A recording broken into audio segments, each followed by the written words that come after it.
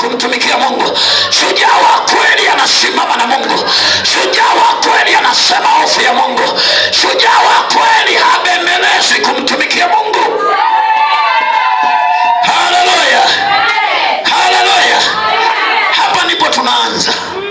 Watu wengi hawafahamu. Wao wanawaza mtaji utaisha, wao wanajua biashara itafungwa, lakini nataka nikwambie, wakifunga hiyo biashara huko mlango mwingine anasema nimekupa malango yaliyo wazi. Milango ya kuzimu haiwezi kufunga. Yeye ni Mungu anayefungua watu, yeye ni Mungu anayevipasua vifungo vya watu. Lazima tumjue huyu Yesu yuko ndani ya mashujaa wake. Sikiliza, shujaa wa kweli abembelezwe. Shujaa wa kweli anatimiza wajibu wake. Shujaa wa kweli anafahamu hata waume zetu tulio nao ni mashujaa wetu, na ndio maana wanatimiza majukumu yao ya familia. Hakuna anayekimbia ndoa, hakuna anayekimbia watoto. Shujaa wa kweli anapambana. Yule anayekimbia ni muoga, huyo sio shujaa. Wewe mwanamke unayekimbia ndoa, wewe sio shujaa. Shujaa wa kweli hakimbii ndoa. Shujaa wa kweli anaiombea ndoa. Shujaa wa kweli anazungumza na Mungu, anasema Mungu, saa imefika, nataka nione, nataka nishuhudie. Hivi ni wakati gani nilio nao? Shujaa wa kweli anauliza wakati, anaambiwa huu ni wakati wa mapambano, anaingia kwenye mapambano. Shujaa wa kweli haendi kwa waganga. Shujaa wa kweli hatafuti msaada wa kipepo. Shujaa wa kweli anamtafuta Mungu aliye hai. Haleluya.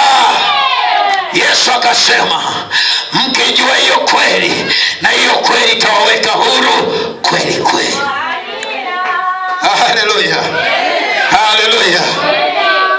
Kuna siku ninashuhudia, wakati tunatembea, Mungu alinifundisha kitu kimoja.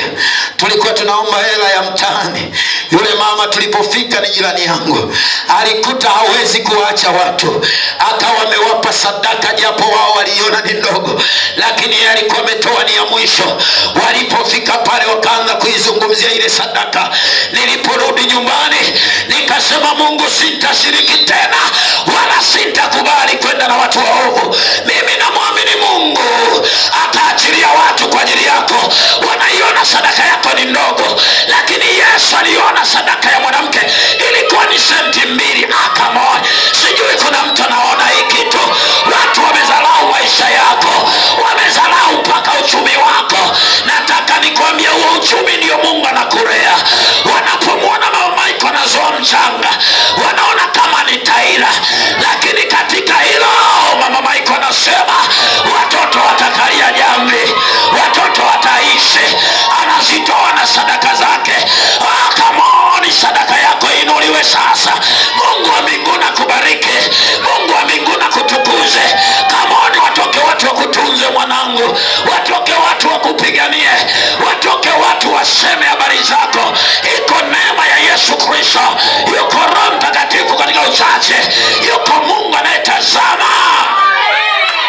Sikiliza nikwambie, hao watu waliona, wakasema huyu mama anadharau, ametupa 300.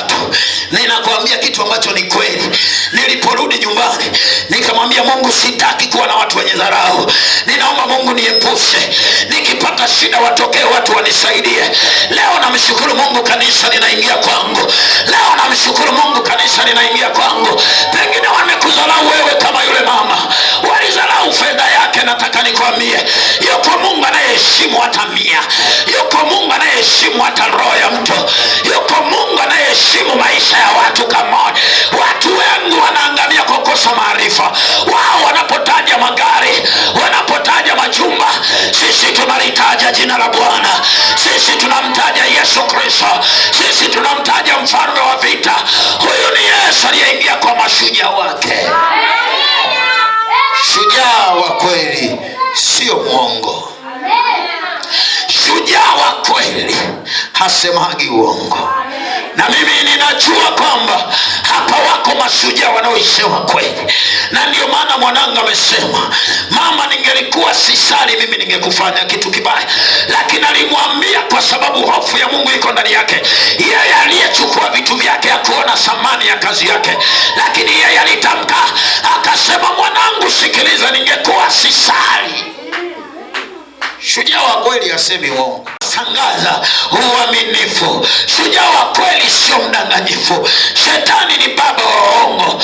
Waongo wote shetani ndio baba yao, lakini wa kweli wote baba yao ni Mungu aliyeibeba kweli kwenye maisha yao.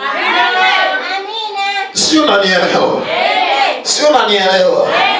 Nataka nikwambie, shujaa anatambua anachojifunza. Shujaa anajua yeye anajifunza nini. Shujaa yoyote uliyemwona ameshinda, yeye anaelewa mafunzo yake, anaelewa anachojifunza. Mimi ninasema Bwana huifundisha mikono yangu vita, ninapigana vita. Paulo anasema nijapopigana kama napiga hewa, lakini hizi ngumi zinawakuta. Nikisema wapigwe, wanapigwa kwa jina la Yesu. Haleluya, haleluya. Sikiliza, shujaa wa kweli anajua maandiko matakatifu. Shujaa wa kweli yoyote ana hofu ya Mungu. Shujaa wa kweli yoyote anapewa heshima. Watu waanze kupewa heshima, kanisa la Galilaya. Heshima yako irudi iliyopotea, iwe ni kwenye mtaa wako, iwe ni kazini kwako. Mungu airudishe heshima yako. Anasema nitatoa Kushi na Sheba kwa ajili yako. Maana Mungu ana watu kwa ajili yako. Amen. Haleluya. Hebu tusome kitabu cha Timotheo wa pili. Timotheo wa pili. Timotheo wa pili sura ya 3 mstari wa 12. Nataka tuone heshima inarudije. Heshima yako iko wapi? Mungu ana uwezo wa kumheshimisha mtu. Hebu nisomee haraka haraka. Somea haraka haraka tafadhali. Soma chap chap. Mwenye Biblia, naomba usome haraka haraka. Timotheo wa pili sura ya 3. Timotheo wa pili. Naomba twende haraka haraka na dakika chache. Hapa na dakika ya 17. Nataka twende tumombe Mungu.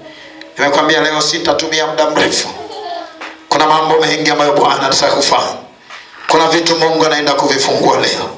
Kuna vitu vinaandikwa historia ya mwezi wa 3. Lazima tuutabirie mwezi wa 3.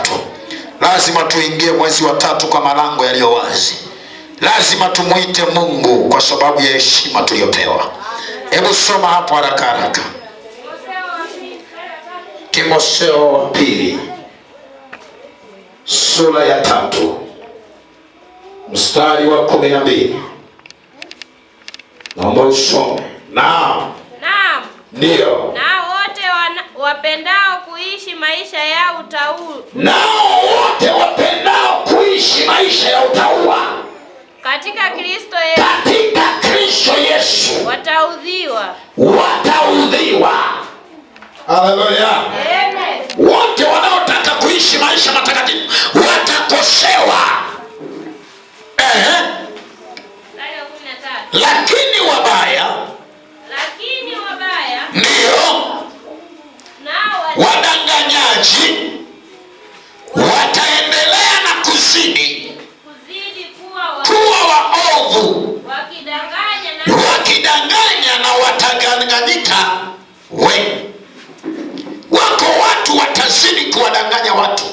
Wako watu ambao watazidi kuwauzi watakatifu. Hata kama iweje, uelewe kwamba mtu anapokuuzi, manake huyo ametumiwa na agent moja kwa moja, kwa sababu wao wanauzi. Haleluya, haleluya. Sifa za shujaa wa kweli ni zipi? Sifa mojawapo ni kuto kuogopa.